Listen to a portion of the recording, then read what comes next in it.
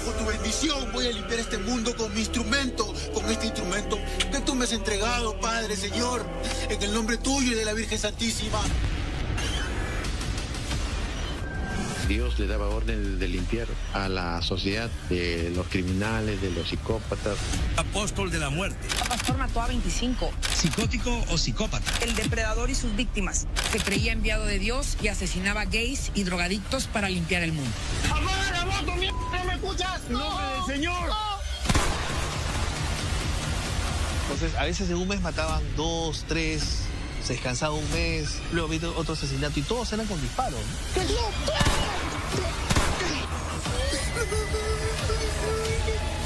¿Por qué me maldito? Tenía mucho odio en su mirada, en sus ojos, ¿no? No le importaba la vida.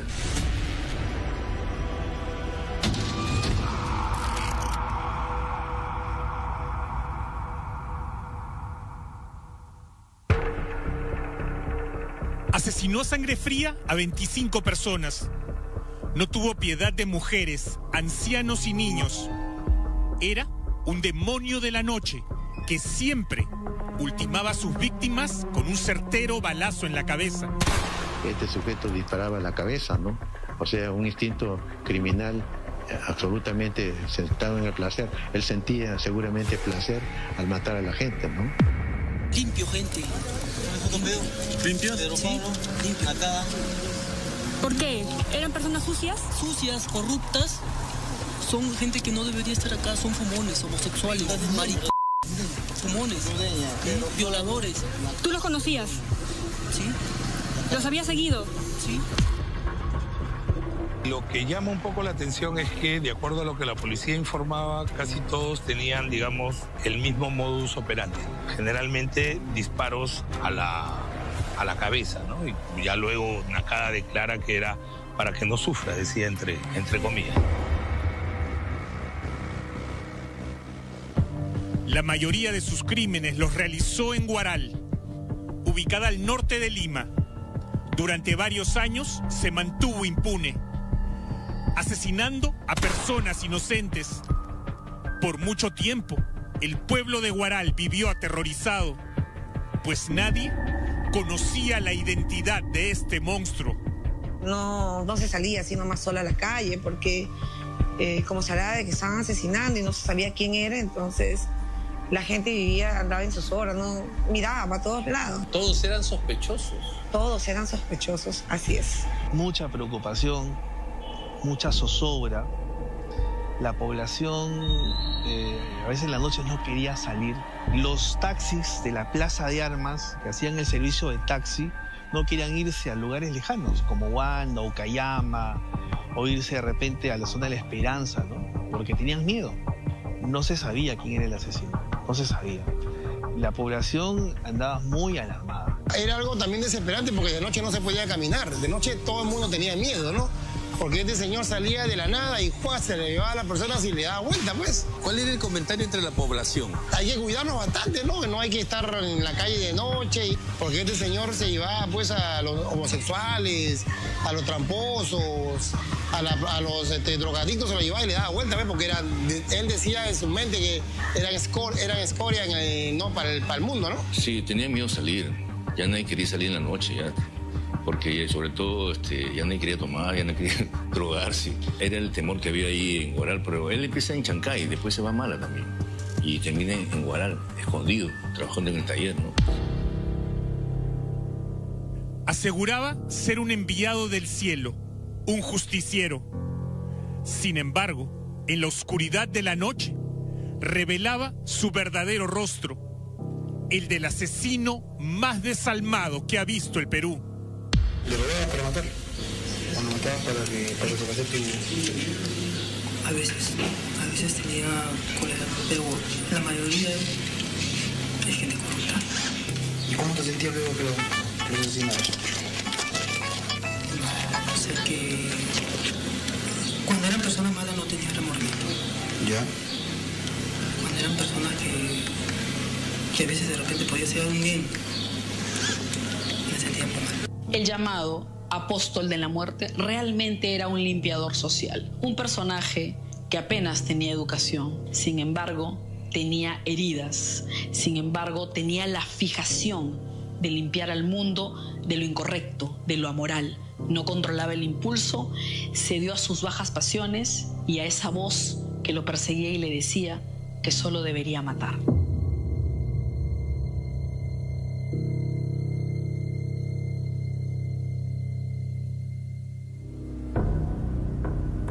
Su oscura, vil y falsa consigna tenía que ver con limpiar el mundo de la gente mala. Sin embargo, lo único que lo motivaba era su sed de matar. ¿Quién es parroquiano? ¿Ustedes han leído la Biblia alguna vez? En Gálatas dice que las orgías y las borracheras son actos de carne. Ustedes no van a entrar en el reino de Dios. Yo no soy un asesino, señor. Es tu mano la que hace justicia.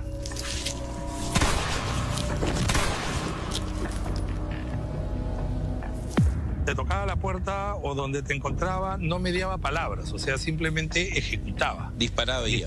Él decía de que era un enviado de Dios, el vengador, el ángel vengador de la muerte. Los ajusticiaba a su manera, con un impacto de bala en la nuca. Por increíble que parezca, tuvo hijos, hizo servicio militar y se mostró en algunos pasajes de su vida como un ciudadano ejemplar. Yo soy un héroe. Lo que hago es limpiar un poco este mundo. Deberían agradecerme más bien. Oye, ¿en serio no te arrepientes de nada de lo que has hecho? No. Si tuviera la oportunidad, volvería a cumplir con mi misión. ¿Y cuál sería tu misión? Ya te dije. Depurar lo malo de este mundo. Limpiar a los malos de este mundo. ¿Te estás escuchando? Sí. Las heridas aún siguen abiertas. Hay familiares que, a pesar que ha pasado más de 20 años, hay familiares que aún lloran al momento de recordar, aún sienten esa nostalgia y esa rabia porque este asesino en serie prácticamente, pienso yo, que ha hecho una coartada para poder declararse enfermo, ¿no? Entonces, y evitar pagar sus penas, sus asesinatos, ¿no? Pedro Pablo Nakada Ludeña, conocido como el apóstol de la muerte, le arrebató la vida a 25 personas. Su historial criminal, además, lo sitúa en el mundo por encima de temibles psicópatas estadounidenses como Charles Manson o Jeffrey Dahmer.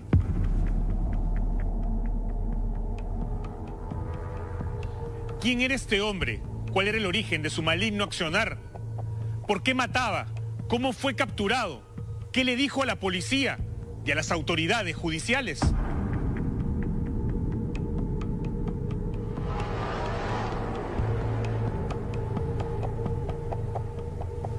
Hoy, en el primer capítulo de la tercera temporada de Evidencia Oculta, les contaremos paso a paso la historia del mayor asesino en serie que vio el Perú.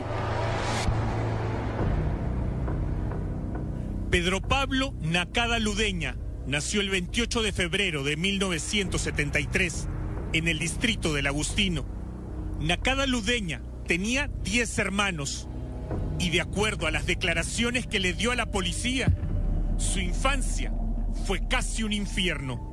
Una familia completamente disfuncional, ¿no? Un padre alcohólico, agresor, golpeador, una madre con antecedentes psiquiátricos, se especula que hablamos de bipolaridad, niños en un abandono afectivo, en un abandono sin ninguna protección, caracterizados por violencia entre los mismos hermanos, ¿no? Una familia numerosa y desde temprana edad víctima de bullying por parte de sus propios hermanos. La identidad de Pedro Pablo Nakada se forjó en el odio. Él mismo lo declaró a la policía: nací odiando. Su infancia fue un campo de batalla doméstico, marcada por la violencia de un padre que golpeaba a su madre hasta hacerla sangrar. Este sujeto tenía una infancia muy triste, muy violenta, ¿no? Maltrato en el hogar, ¿no? Maltrato familiar, por parte de la figura paterna, por parte de la figura materna, por parte de los hermanos, y como tal, pues no hubo un nido familiar, sino hubo un infierno familiar. Pero las heridas más profundas vinieron de algunos de sus hermanos. Según cuenta Nakada Ludeña, ellos lo vejaron sexualmente a los 5 años y se burlaban de él constantemente, vistiéndolo de mujer y obligándolo a salir a la calle, apodándolo Negra Tomasa. Un niño que fue víctima de abuso sexual, obligado a usar ropa de mujer, siendo la burla del barrio, la burla y además en el colegio. Niños en un abandono total.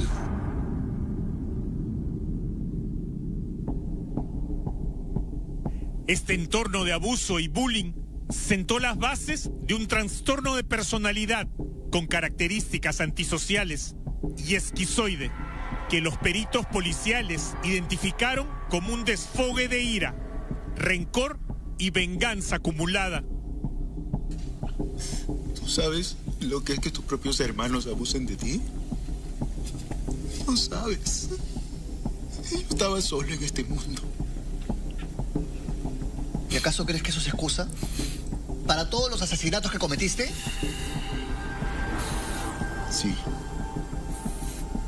Porque yo soy el elegido. Yo tenía que eliminar de este mundo a los violadores, a los abusadores. Pedro Pablo, ¿crees que vengarte con gente inocente está bien? Nadie es inocente en este mundo, señor. Él ve esto como una misión enviada por Dios, como que escuchaba esta voz interna que le ordenaba limpiar, en este caso, la sociedad de homosexuales, de prostitutas, de consumidores de drogas, de consumidores de alcohol. O sea, prácticamente era como enfrentar a sus propios hermanos abusadores, a su propio padre, a su propia madre, sus propias carencias, ¿no? Era el querer acabar con la vida de estas personas, pero al final es como querer matar sus propios fantasmas, ¿no?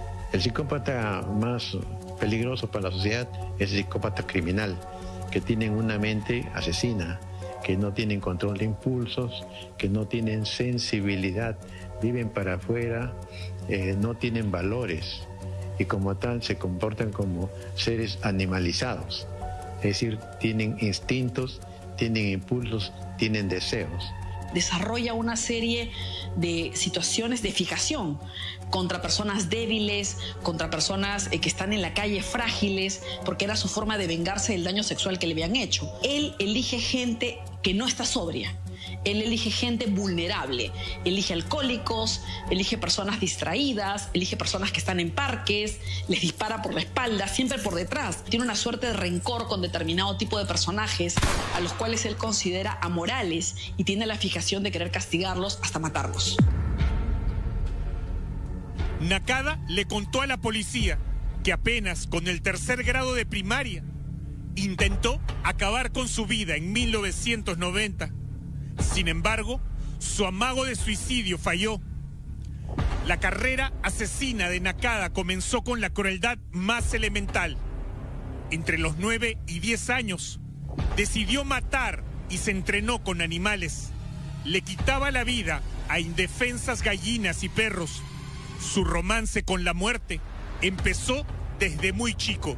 En la historia se ve hay una mascota que aparece muerta, está preñada, y como consecuencia de la muerte de esta mascota lo culpan a Pedro Pablo Nakada y los hermanos deciden castigarlo abusando de él sexualmente. Crece con este resentimiento. Él comienza a maltratar a los animales, lo que corresponde dentro de lo que se llama la triada homicida, ¿no? Este maltrato animal temprano ya evidencia un posible homicida, ¿no? Algo de placer encontró en sus malignas acciones, porque a partir de entonces no paró. ¿Por qué matabas animales? Porque me estaba vengando de la gente que me hacía daño. ¿Pero qué tienen que ver? Eran animales indefensos. Todos merecen pagar. Nadie está libre de pecado aquí. ¡Arrodíllate! Ya con su primer muerto, de quien hablaremos más adelante. A los 17 años ingresó al ejército peruano, pero fue expulsado 2 meses después debido a problemas mentales, al ser diagnosticado con tendencias psicópatas. Y las autoridades de aquel entonces se percataron de que él tenía estas características propias de la esquizofrenia. Es por eso que fue expulsado del ejército. Tras este fracaso y un intento de suicidio, Nakada regresó al mundo civil, ejerciendo la mecánica, un oficio que había aprendido en Santa Clara. Precisamente a esa edad decidió establecerse en Huaral. Ahí se camufló bajo la fachada de un hombre que arreglaba mototaxis y carros. Un tipo aparentemente timorato, silencioso, que se dedicaba solo a trabajar. Pedro Pablo tenía 2 hijos, ¿no? ¿Hijas? 2 hijos, una hija y un hijo tenía. Y ahora han de tener pues sus 24, 25 años, ¿no? Y vivían en la zona de Huando, la familia, la zona de Cruz de Mayo. Y actualmente ya no están viviendo. Dolió mucho a Huaral todas estas muertes. Cuando apareció toda esta revelación en la noticia, causó estupor, asombro, y mucha de la gente quedó de verdad perplejo de lo que se estaba informando. Y sé que mucha gente ha tenido oportunidad de conocer a aquella persona como quien le habla, porque estamos a una casa continua, muy cercana, y nos quedamos admirados de lo que había ocurrido.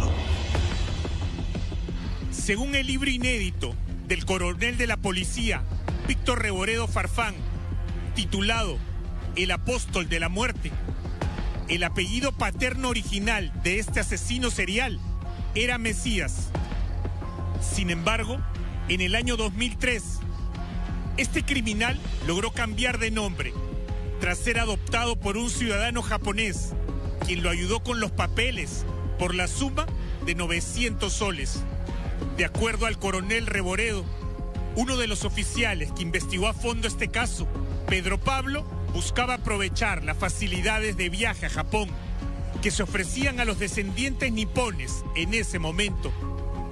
Pedro Pablo Nakada, sin embargo, nunca logró ir a Japón. Se quedó en el Perú porque, según él, tenía una misión divina: limpiar el mundo, ajusticiar, asesinar.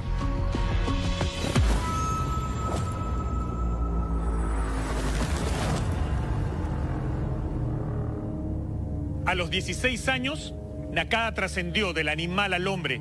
Su primer asesinato ocurrió en 1989, en Mala, al sur de Lima, donde mató a un agricultor que lo descubrió robando sandías. Nakada Ludeña le descerrajó un tiro en la cabeza. Años más tarde, le confesó este hecho a la policía, indicando que había utilizado un revólver Smith & Wesson que le había sustraído previamente a su cuñado.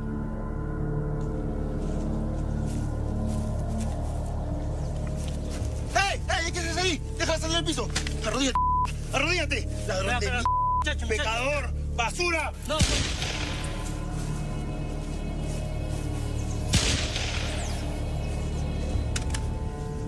Todo su accionar siempre era en las noches, sobre todo en lugares que habían juergas, ¿no?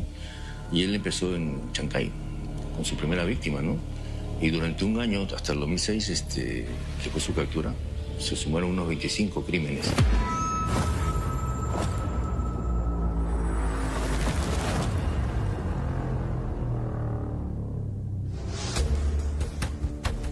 La sombra de Nakada se extendió hasta Lima. El 18 de enero del 2004, a las 12:30 de la madrugada, se cometió el homicidio del taxista Pablo Lino Rodríguez Roa, de 40 años, en Santa Clara, Vitarte. Amigo, ya estamos llegando, ¿ah? Sigue avanzando, yo te aviso. ¿Pero dónde es? Ya ¿No me estamos cerca. entiendes? ¿Que avances? Oye, pero ya estamos Ya perdiste, cerca. compadre, bájate. Discúlpame, brother. ¡Bájate! Tengo familia, discúlpame. Bájate, brother. Tengo familia, discúlpame. Oye, perdón. Bájate. No.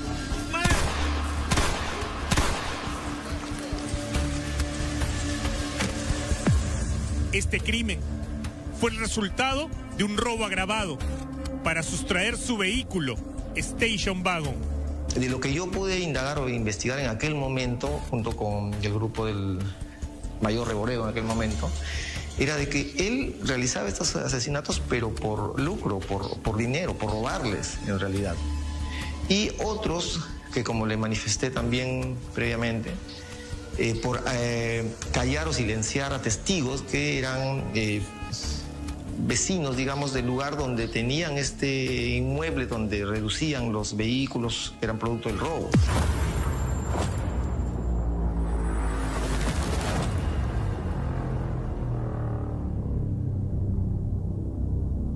Tras el incidente en Lima, Nakada se estableció en Huaral alrededor del 2001, ciudad que se convertiría en su principal teatro de operaciones durante 5 años. Se dedicó a la mecánica, oficio que aprendió después de su expulsión militar. Para 2006, operaba en un ambiente alquilado en el primer piso de una casa. Ese era, supuestamente, su taller.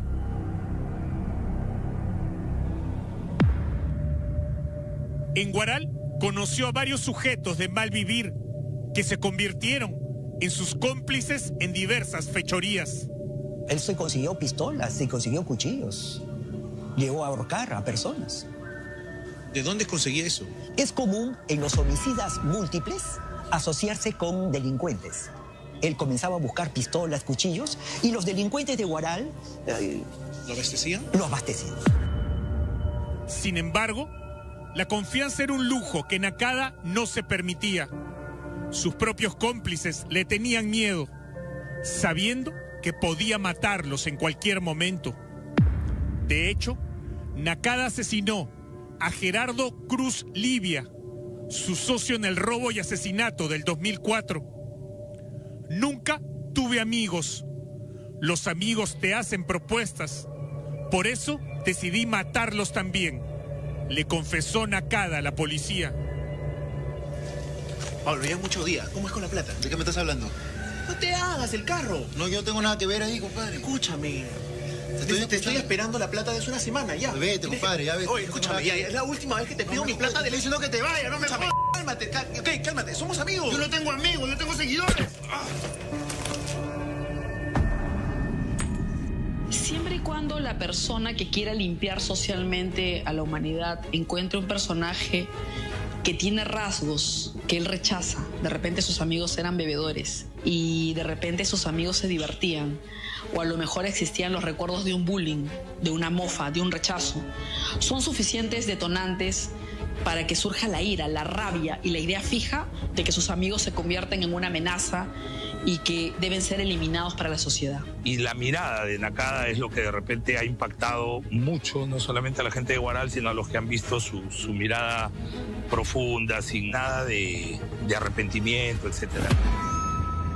Algunos vecinos aseguraban que a veces mostraba un carácter irritable y que tenía tendencia al aislamiento. Esas actitudes no pasaban desapercibidas en la tranquilidad de la ciudad, pero nadie imaginaba que detrás de su timidez crónica se hallaba un despiadado asesino serial. Hacía sus ejercicios al frente de un parque, era una persona de poca comunicación dentro del barrio, pero siempre saludaba, sabía responder un saludo, y algunos momentos sí parecía que estaba enojado, ya no contestaba saludos a nadie, ¿no?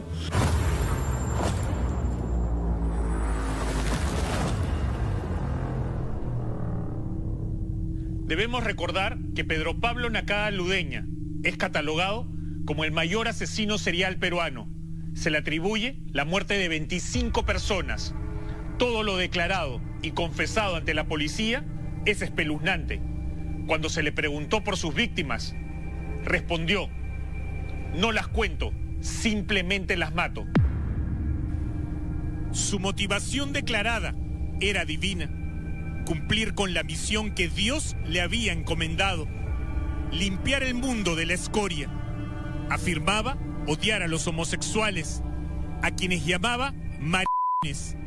a los alcohólicos, a las prostitutas, a los fumones. En esquizofrenia el paciente puede escuchar voces, puede tener alucinaciones auditivas, alucinaciones visuales o alucinaciones kinestésicas, o sea, sensaciones. Entonces, de estas alucinaciones auditivas, en este caso él se sentía como una especie de Mesías, de Salvador del Perú, ordenado por Dios, ¿no? O sea, como que Dios le estaba dando la orden de limpiar, ¿no? Tenía esta misión de limpiar el país de delincuentes, de prostitutas, de homosexuales, de drogadictos y alcohólicos.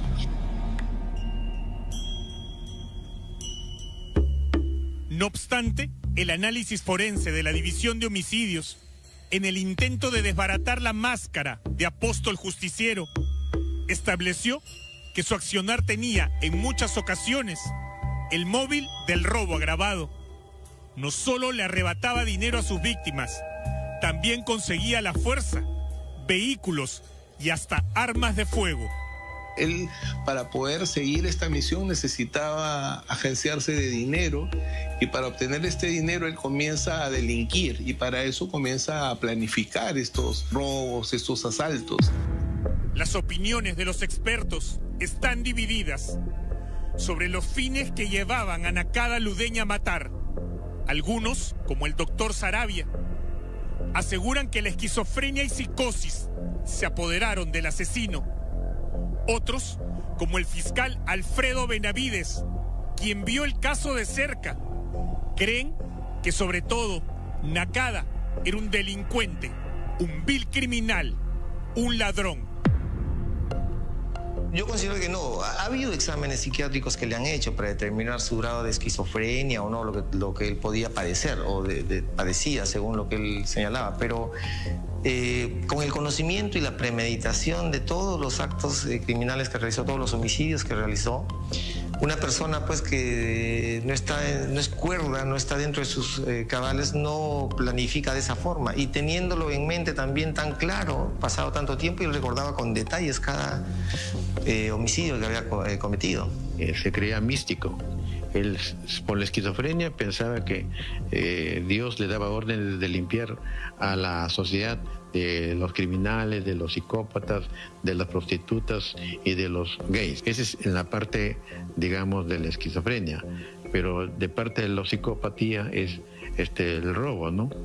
Y la indolencia. Entonces no es que cuál es más y cuál es menos, no, sino que los dos son van de la mano.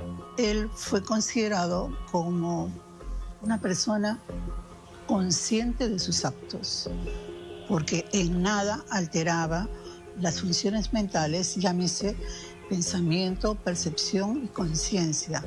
Él preparaba, le hacía un seguimiento a estas personas a las que iban a ser sus víctimas. Por tanto, no hay una pérdida de estas funciones mentales expresadas. Dentro de las características psicológicas que más saltan a la vista, podríamos determinar de que él tenía la esquizofrenia. Tenía un tipo de esquizofrenia que lo hacía proclive a cometer ese tipo de actos. Tomando en cuenta que un asesino en serie de orden psicológico es aquel que puede tener este trastorno mental llamado esquizofrenia, ¿no? Y él lo tenía. Para aquel entonces, él tenía la esquizofrenia. No era un conflicto, por decirlo así, pero más bien era una disputa entre declararlo imputable o inimputable. ¿Por qué? Porque había tanta gente que pedía de que esta persona vaya a prisión por varios años por las muertes que había cometido, pero la ley es bastante clara y te dice en el artículo 20 que si se demuestra que tiene la esquizofrenia, será declarado inimputable. Pero el gobierno de aquel entonces, por la presión mediática que hubo, se determinó erróneamente, ahora lo puedo decir, de que se le imputara un perfil que no era el adecuado. A él se le puso de que estaba en pleno uso de sus facultades mentales, cuando en realidad tenía la esquizofrenia. Yo recibí la orden de un juez nombrándome perito de Pedro Pablo Nakada. Y tenía yo que entrevistarlo. Tuve que ir al penal de Carquín en Huacho a entrevistarlo. Ahí fue que lo conocí. Y con él le realicé muchas entrevistas, exámenes y evaluaciones psiquiátricas, donde llegué a mi conclusión que era una persona que tenía esquizofrenia. muchos de sus hermanos, de sus familiares, también tenían síntomas psiquiátricos. Por ejemplo, 2 de sus hermanas tenían diagnóstico de trastorno bipolar, se habían suicidado. Hay que tomar mucha atención a las declaraciones del psicólogo forense Bretman Arteaga y del médico psiquiatra César Aliaga, quienes le practicaron exámenes a Nakada Ludeña y pudieron diagnosticar su estado mental. Ahora lo puedo decir, sí, se recibieron llamadas telefónicas de otros niveles para poder determinar justamente de que él no tenía la esquizofrenia y sea condenado como una persona normal. Pero nosotros en las evaluaciones determinamos de que él sí tenía la esquizofrenia. Un día domingo, por esos días, recibo una llamada. Y en la llamada, una señora me llama identificándose como la fiscal de la Nación. En esa época, la fiscal de la Nación era la actual congresista, Gladys Echaíz. Y me llamó. Doctor, sabemos que usted es el perito de parte de este caso de Pedro Pablo Nakada y estamos muy preocupados de que este homicida múltiple salga libre. Y yo le respondí, recuerdo, doctora, eso no es así. Yo sé que esta persona es de alta peligrosidad. Esta persona no puede salir libre a la calle. Lo que estamos nosotros luchando con nuestra versión es de que se le tiene que dar una justa sentencia, como una persona con un problema mental serio que lo hace peligroso para la sociedad. Esa es la realidad. Yo en ningún momento estoy pidiendo que ya se le declare inimputable y que salga libre. No, es una persona tremendamente peligrosa. Según los peritos policiales de entonces, sus crímenes eran cometidos con alevosía, muchas veces para silenciar a posibles testigos o cómplices que pudieran delatarlo. El mismo Pedro Pablo cuenta de que cuando él quiere salir de este camino del robo, su socio empieza a chantajearlo y él siente tanta presión que termina eliminando a su socio para él continuar en toda esta misión desde su pensamiento psicótico ordenada por Dios de limpiar el país.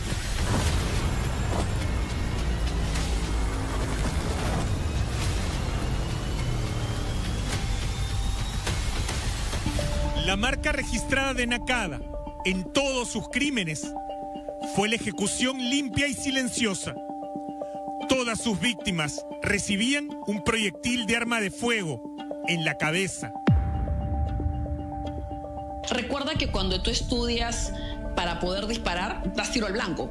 Y en el tiro al blanco, ¿dónde das? A la cabeza. Es algo propio de quien aprende a estudiar tiro al blanco.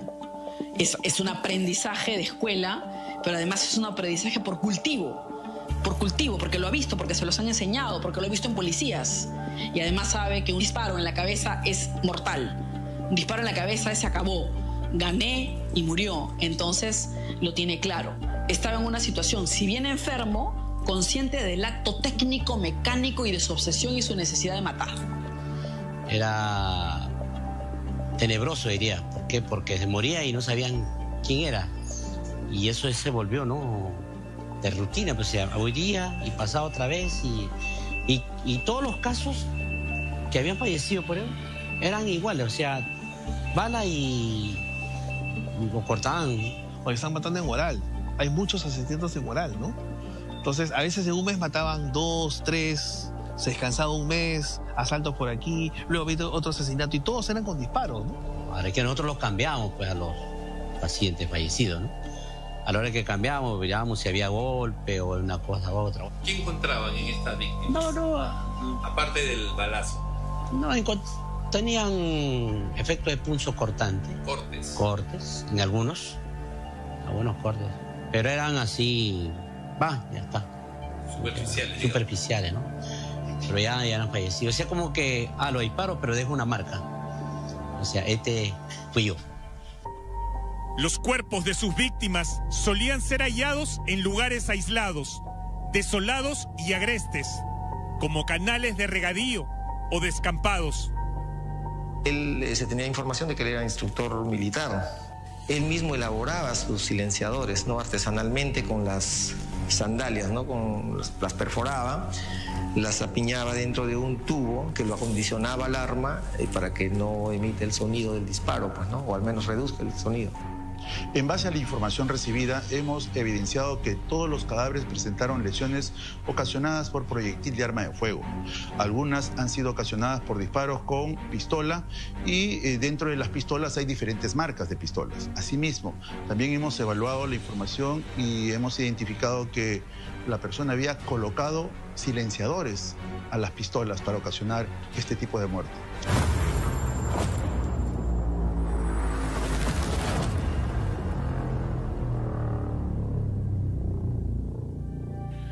Teresa Cotrina Abad, de 50 años, fue una de sus primeras víctimas en Huaral. Nakada confesó haberla matado de un disparo en la cabeza, alegando que la había visto fumando droga, por lo que la consideró un mal ejemplo para la sociedad. Y el caso de una señora que se está drogando y por él ver que se está drogando y querer liberar al Perú de una persona que consume drogas, la mata. Él planifica como un delincuente común. Sin embargo, lo que pasa es que lo que él busca acá dentro de este pensamiento psicótico era limpiar, ¿no? Se ha observado que hay cadáveres que presentaron diferentes lesiones en la cabeza, pero también hay lesiones a nivel del tórax y el abdomen. Asimismo, hemos observado también que hay cadáveres de diferentes edades, hay menores de edad. Y dentro de las profesiones hay adultos que incluso han sido docentes, otros han sido personas con un prontuario, pero también hay personas que se han dedicado, por ejemplo, al arte o trabajo de la cosmetología. Entonces, eso es lo que llama bastante la atención, de que este tipo de muerte haya seleccionado la persona a diferentes personas con oficios y edades. Eso también nos llama mucho la atención a nivel del campo forense. Después de asesinar a Teresa Cotrina, el apóstol de la muerte continuó matando. Meses más tarde, el 19 de agosto de 2006, una menor de solo 15 años fue asesinada en Sayán, Huaura. Nakada confesó que la victimó para robarle su bicicleta, ya que la noche anterior había averiado la suya. Le efectuó un disparo en la cabeza y al huir dejó caer la pistola Taurus equipada con un silenciador artesanal. Adulto.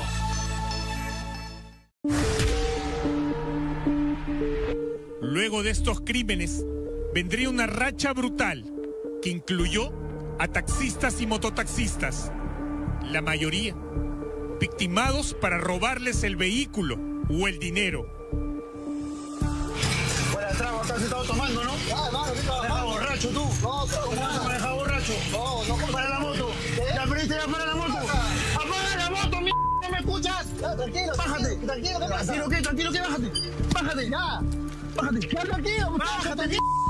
Bájate. Tranquilo. ¿Me escuchas? Tranquilo. Oye, ¿qué pasa, mi familia? ¿Qué te pasa? Todos le temen a la muerte, ¿no? ¡No! ¡Mi familia! ¡En nombre del Señor! ¡No!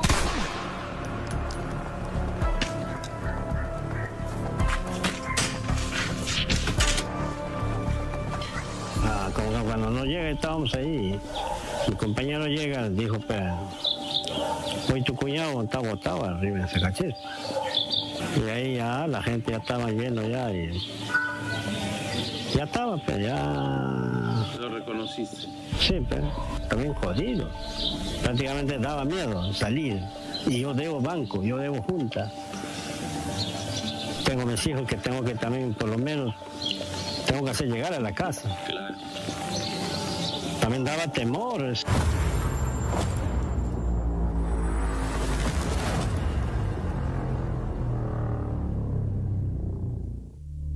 Nakada, a pesar de haber sido expulsado del ejército peruano por tendencias psicópatas a los 17 años, demostraba una afinidad por las armas de fuego.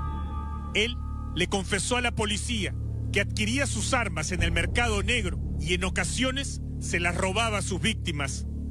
Su armamento costaba dinero y sangre.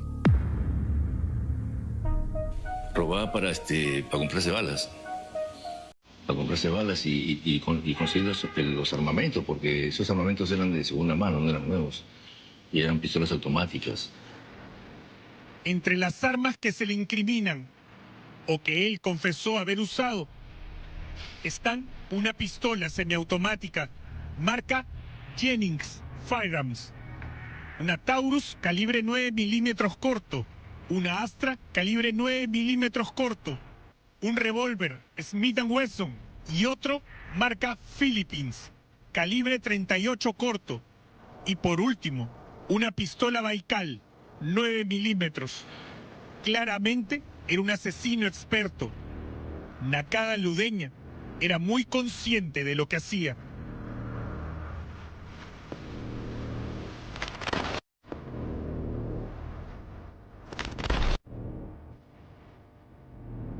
Hemos recorrido las huellas de Pedro Pablo Nakada Ludeña, el hombre que se hizo llamar el apóstol de la muerte, un asesino en serie peruano al que se le han atribuido 25 víctimas mortales. Limpio, gente. Son gente que no debería estar acá, son fumones, homosexuales, fumones, violadores. Él mismo lo dijo, sentado en una fría banca de comisaría, con una naturalidad que aterra. No las cuento, simplemente las mato. Su motivación, según él, era una misión divina, limpiar el mundo de la escoria, enfocando su odio en homosexuales, alcohólicos y fumones. Siempre el robo. Lo disfrazaba como se dice, pues, él tratando de justificar y de que era pues un enviado de Dios, como dijo, ¿no? Para limpiar pues la sociedad de homosexuales, drogadictos, delincuentes, ¿no? Ese era lo que él decía en aquel momento. Y en la mayoría de casos siempre han sido con el fin de despojarlo de sus bienes, bueno, o vehículos o dinero.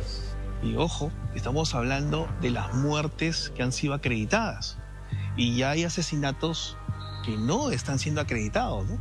Cuando Nakada fue capturado por la policía lo estaba atribuyendo un promedio de 8 crímenes. Nakada se ríe y dice que son 25. Pero recordemos que Nakada ha estado en la selva, ha estado en Mala, ha estado en Agustino, ¿no? En Santa Clara, ¿no? Entonces, yo pienso que es muchos crímenes más. En la segunda parte de este documental, descenderemos al infierno que creó Nakada en el norte chico de Lima. Veremos la trágica historia de los inocentes, la pareja de profesores Nazario Julián, Tamariz Pérez y Vivier Jesús Zapata Dulanto. ¿Por qué no me toques? ¿Lo habías visto tú haciendo cosas? No, le estaban tocando. Conoceremos el destino del cosmetólogo Whitmar Jesús Muñoz Villanueva, Gisela, un hombre al que Nakada confesó haber victimado por su orientación sexual. Descubriremos cómo el apóstol fue ubicado en Huaral y cómo intentó escapar, disparando a los agentes en un enfrentamiento armado. Sí, tenía esto que en psicología forense se analiza como pensamientos de tipo mesiánico. Él creía ser un enviado del Señor y que había llegado a la tierra para acabar con borrachos, prostitutas y delincuentes. Recuerdo yo muy bien que antes de su captura y en las confesiones que él da posteriormente, él dijo de que se había dotado de 2 granadas para arrojarlas en la discoteca La Parranda en Huaral, la noche de Año Nuevo. Imagínense ustedes si eso hubiese logrado suceder. Se hubiese convertido de un asesino en serie a un asesino en masa, por la gran cantidad de gente que hubiese matado en esa noche. En el siguiente capítulo de Evidencia Oculta, la historia de Pedro Pablo Nakada Ludeña se complica aún más al exponer el caso de su hermano, Byron Nakada Ludeña, quien mató a 6 personas, entre ellos 2 niños, nada menos que en Japón.